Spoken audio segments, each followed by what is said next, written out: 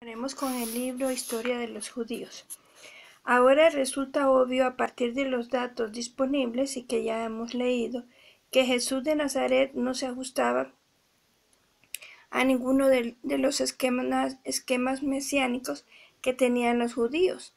No era un nacionalista judío, por el contrario, era un universalista judío.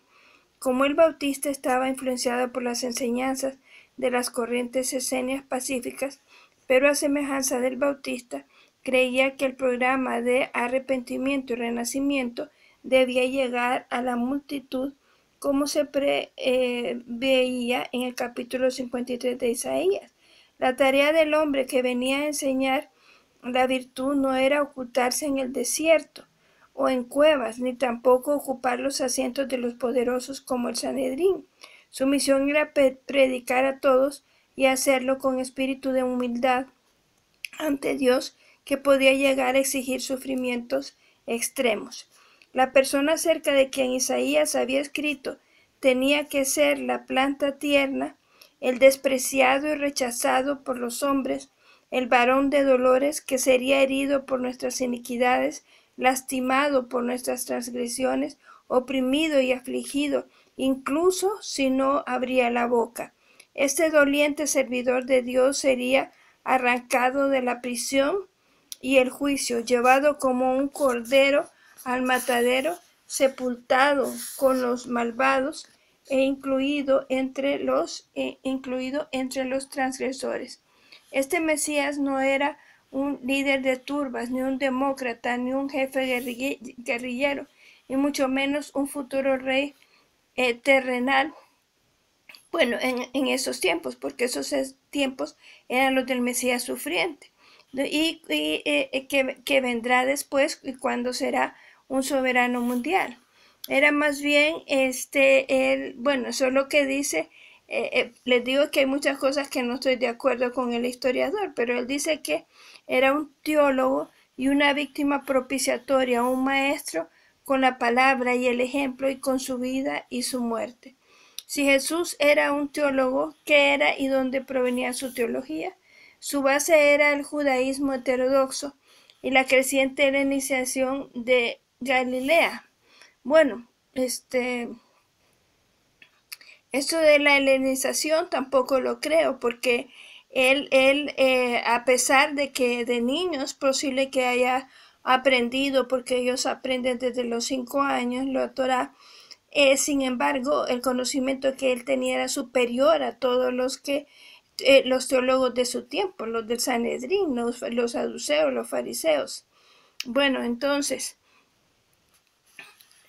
su base era el judaísmo heterodoxo, y su padre, que era carpintero, falleció antes de que Jesús se bautizara en el 28-29 después de Cristo. En el Nuevo Testamento griego, José tiene un nombre hebreo, pero la madre de Jesús se llamaba María, forma griega de Miriam. Dos de los hermanos de Jesús, Judas y Simón, tenían nombres hebreos, pero otros dos, Santiago, en hebreo Jacob, y José, en hebreo José. Joses, en hebreo José, no los tenían, y Jesús era la forma griega del hebreo Josué. La familia afirmaba descender de David, y es posible que fuese esencialmente conformista, pues el Nuevo Testamento alude a tensiones de familia provocadas por las enseñanzas de Jesús. Se sabe que los hermanos de Jesús en sus tiempos de predicación no creían en él hasta después de que él murió. Quizás empezaron a creer a medida que iban viendo cómo era su santidad y su amor por los demás, pero lo demostraron al parecer hasta después de que él murió. Pero después de su muerte, la familia aceptó su misión. Su hermano Santiago se convirtió en jefe en Jerusalén, y después del martirio de Santiago por los saduceos le sucedió Simón, primo de Jesús. Los nietos de su hermano Judas fueron jefes de la comunidad cristiana Galilea durante el reinado de Trajano. Aquí podemos ver que Jesús tenía hermanos, no como dice las enseñanzas católicas que que dicen que María fue siempre virgen. Eso no es cierto, porque María, desde el momento en que nació Jesús, ella lo concibió por obra del Espíritu Santo, pero al nacer tenía que dejar de ser virgen. Así que ella también era esposa de José. Y para los judíos tener hijos era importantísimo para las mujeres. Ella tenía que cumplir con su deber con José, y además los dos estaban casados. Así que Jesús tuvo otros hijos, otros hermanos y hermanas. Las pruebas que poseemos demuestran que aunque Jesús sufrió la influencia de las enseñanzas esenias, e incluso es posible que pasara un tiempo viviendo con ellos, y pese a que personalmente estaba relacionado con los bautistas en las cuestiones esenciales, era uno de los jacamín, los judíos piadosos que vivían en el mundo. Estaba más cerca de los fariseos que de ningún otro grupo. Esta afirmación puede provocar confusión, pues Jesús criticó abiertamente a los fariseos, especialmente por su hipocresía. Pero si se realiza un examen atento, se advierte que la condenación de Jesús de ningún modo es tan severa o tan amplia como da a entender la narración evangélica en la cual aparece, y en esencia es análoga a las críticas hechas a los fariseos por los esenios y por los sabios rabínicos ulteriores, que distinguieron claramente entre los jacamim, a quienes consideraban sus precursores, y los falsos fariseos, a quienes veían como enemigos del auténtico judaísmo. Parece ser que Jesús era parte de una polémica que se desarrollaba rápidamente en el seno de la comunidad judía piadosa y que incluía fariseos de distintas tendencias. El propósito del movimiento jacámico era promover la santidad y generalizarla. ¿Cómo podía llegarse a esto? La discusión giraba en torno a dos cuestiones: el carácter central e indispensable del templo y la observación de la ley.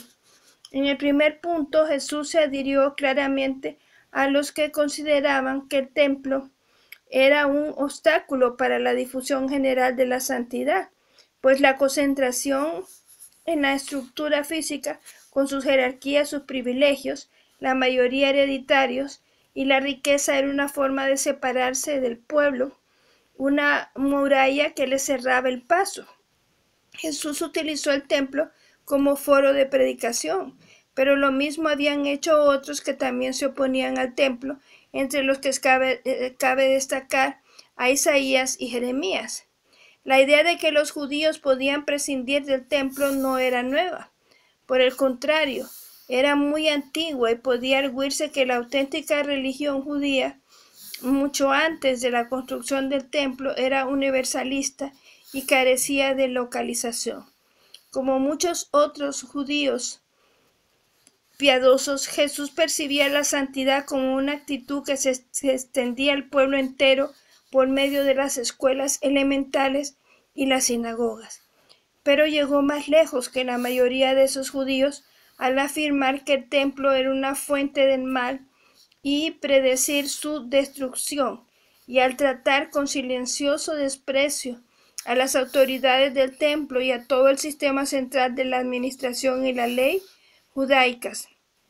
En la segunda cuestión, el grado en el que debía obedecerse la ley, la discusión original entre los saduceos, que admitían únicamente el Pentateuco escrito, y los fariseos, que enseñaban la ley oral, se había ampliado en tiempos de Jesús con otra discusión entre los jacamín y los fariseos.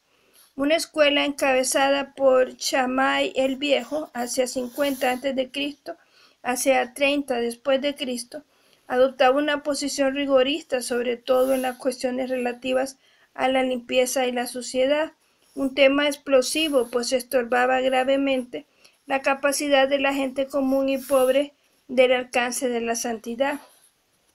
Ciertamente el rigorismo de la escuela de Shammai con el tiempo haría que sus descendientes y partidarios se alejasen totalmente de la tradición rabínico-judaica y desapareciesen como los propios saduceos. Por otra parte estaba la escuela de Hillel el Viejo, contemporáneo de Shammai. Hillel provenía de la diáspora y más tarde se le denominó Hillel el babilonio. Trajo consigo conceptos más humanos y universalistas aplicados a la interpretación de la Torá. A juicio de Shammai, la esencia de la Torá estaba en su detalle. A menos que uno puntualizara exactamente el detalle, el sistema carecía de sentido y no se sostenía. Para Hillel, la esencia de la Torá era su espíritu. Si uno acertaba en la cuestión del espíritu, el detalle vendría por sí solo.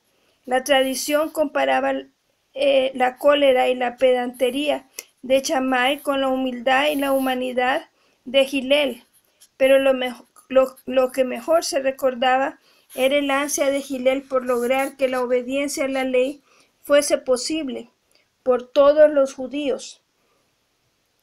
Y en los conversos se cuenta que a un pagano que dijo que se convertiría en judío si pudiera enseñarle la Torá mientras se sostenía sobre un pie, Hillel le contestó: no hagas a tu prójimo lo que es odioso para ti. Eso es toda la Torá. El resto es comentario. Ve y estúdialo. Que el Señor les bendiga.